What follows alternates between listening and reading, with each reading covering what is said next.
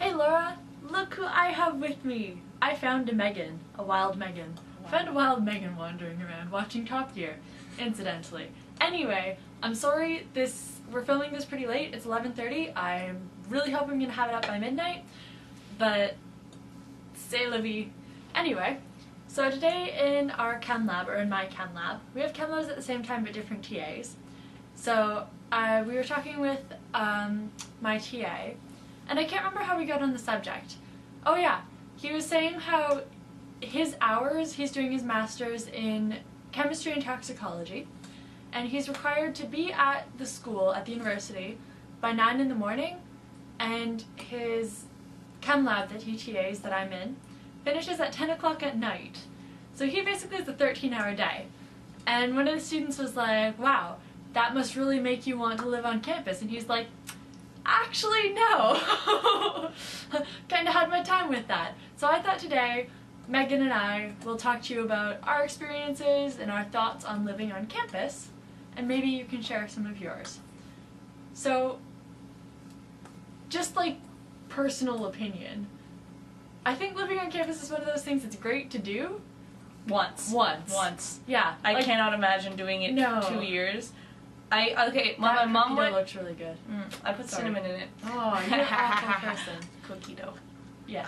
Megan's making cookies. Because you cannot get a good cookie on campus, in my opinion, and I want it fresh and melty, and I'm sick, so I deserve it. Anyway, when my mom went here, the housing around Guelph was still pretty minimal for students. So it was like, either you lived here and you had a full job and you could buy an actual house, or you could live with places that had bed bugs and cockroaches. And so she tried that one year and was like, this sucks. And she wasn't even in a proper room. It was like a living room, and they put a shower curtain up, and she had like a little futon, and it was miserable, not because of the futon, but because of the cockroaches. So she ended up living on campus. But she lived in East, and East residence is like townhomes and have like joint kitchens, and so she had like her own decent sized proper room. So it's like renting. Yeah. But without the bed bugs. And so back then it was more affordable to stay on campus. Nowadays it is way cheaper to live off campus anywhere except for U of T, I believe. Yeah, and you also have a better chance of getting a room. Yeah. Yeah, U of T, you're kind of screwed. U of T, it's so hard for like they had issues with students not being able to get housing. Oh yeah, Ryerson as well, because they only have like one apartment building that they rent out. Any university, like in Toronto, York, Ryerson. It's not a good U of T. No. I can't think of any other universities. George Brown, even if you go to George Brown College, Lily Francisi's sister, she's going to like culinary school there, and she found a place to live 2 weeks after school started. Yeah. So that really Stressful sucked for her, and she didn't know the person. Yeah, like there are definitely some advantages. I tend to wake up, like my earliest lecture that I have is at 9:30, and I tend to wake up at 8:55, which is not so good because we have to leave at 9:10. I get up at 8:30. Yeah. I wake up, I just don't get up. There's a difference. For the past, I want to say 2 weeks, Katie's like, hey, can you save me a seat in the bio? And then I save her a seat, and then all my other friends show up and are like, is anyone sitting there? And I'm like, yeah, probably, eventually, maybe. And then they find another seat, and then 5 or 10 minutes later, Katie eventually shows up. I have never... So sometimes I give up the seat. Yeah, which isn't very nice. And then I have to sit next to... Liz from Toronto, who everyone in Ag hates. Is she the one who... The glasses, always like the Guelph hoodie. She was wearing a jean jacket yesterday. She's like got a braid and glasses. Everyone in Ag hates her because she's brown hair. They know she's from Toronto and she asks stupid questions, and so she's now that kid from Toronto. It's really funny. Aggies. I'm like, I'm not saying anything because I'm technically, I'm not clueless like she is. She's the one You're who still asked. a city kid, though. She's the one who asked, why is the bee white when referring to a larva? Oh, I know who you're talking about. Yeah.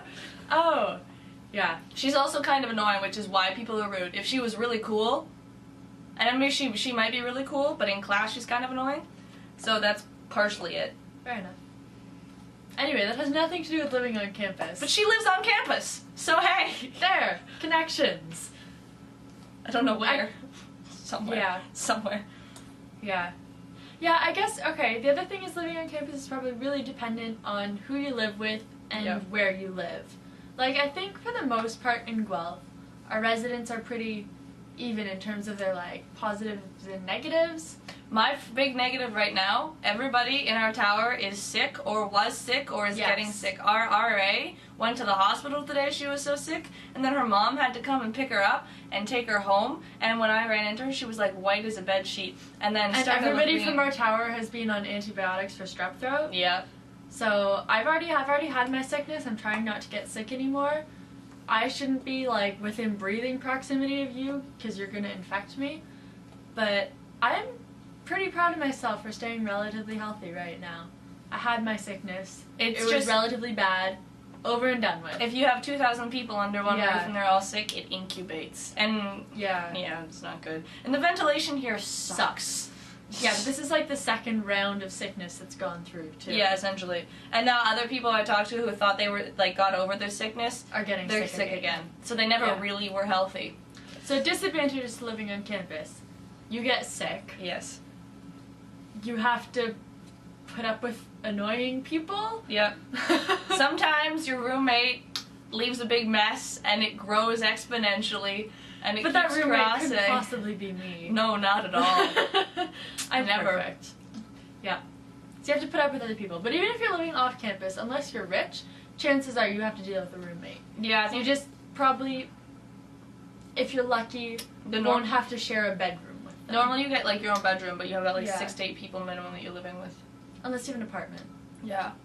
Our friend Jane lives with a grad student who just finished presenting her thesis in Germany. And she doesn't, like, her rent is really cheap because the grad student has this giant living room, so they just divide it in half, and half of it is, like, blocked off, and that's Jane's bedroom, and she's got, like, a futon with an air mattress on it, which is really comfy, but her dog loves to sleep on it and jump on it, and so the air mattress deflates really quickly. She's a really cute, it's a Dachshund, Dachshund, and I think it's 7 pounds. Yes, very tiny. A perma puppy.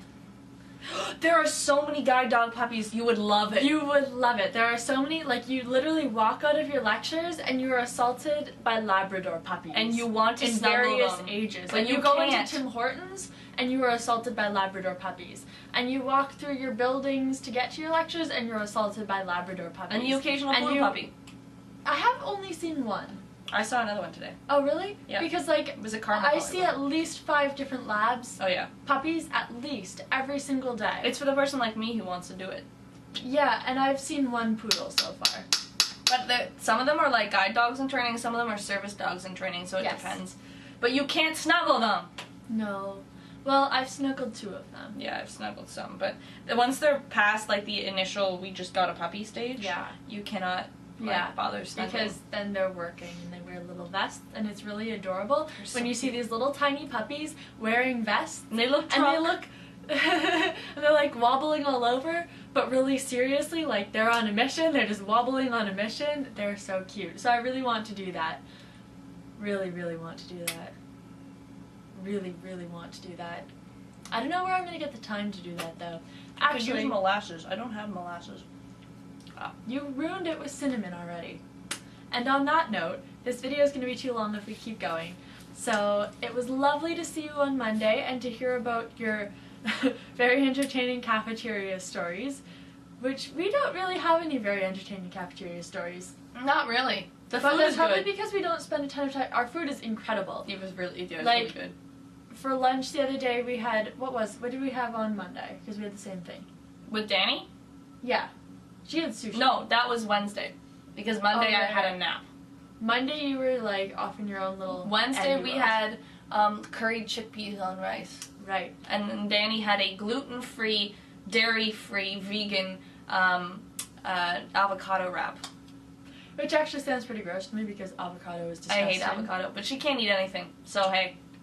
What's it with you Aggies? Like, I think you all go into, like, organic agriculture because you're starved. All the organic eggs can't eat anything. Can't eat anything. Like, Jane, you, and Danny are the only organic agriculture students. No, Odette. And she lives... Okay. I don't know her, though. Odette, my friend Odette, brings really delicious fresh fruit to every class and sits right in front of me and then just eats it and smell permeates. And so the entire time during ag, I'm, like, really bored and all I smell is fresh grapefruit. As a result, I brought fresh fruit to bio the other morning. I forgot a fork in there.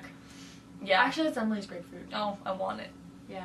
Grapefruit would be good. I bought pineapple. So are cranberries. I want cranberry juice right now. I had good cranberry tea. Okay, we need to end this video. Yeah, that tea was good. We also went to open mic night last night at the Bull Ring, which you heard a little bit about through Megan, and I want to talk about in another video about like things to do on campus. But we should bring a helmet cam. We should just walk around on campus and it'll track everything that we see, and then you can relive it. That would exceed our 5-minute video limit, which this video is probably going to do anyway. So bye, I love you, and I will see you on Monday.